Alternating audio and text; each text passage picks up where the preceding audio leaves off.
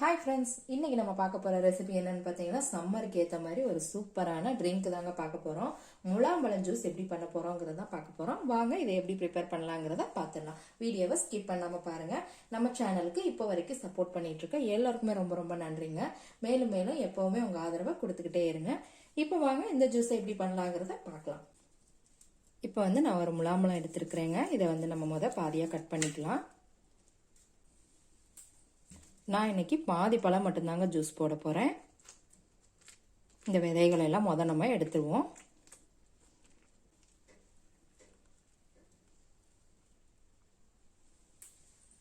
இப்போ இந்த பழத்தை நம்ம எடுத்துக்கலாம். உங்களுக்கு நல்ல பழுத்த பழமாக இருந்ததுன்னா இந்த மாதிரி கரண்டி அல்லது ஸ்பூனை வச்சு எடுத்தாலே வந்துடுங்க ஈஸியாக.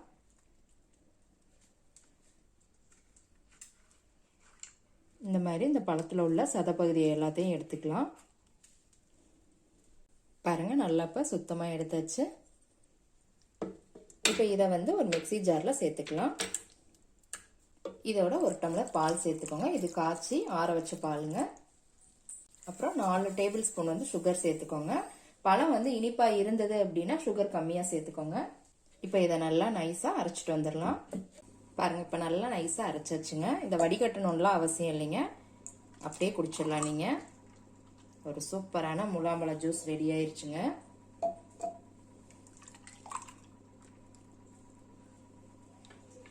இந்த சம்மருக்கு ஏற்ற சூப்பரான ஜூஸ் ரெடி ஆயிருச்சுங்க. பாருங்க, இப்போ கிளாஸ்ல மாத்தியாச்சுங்க.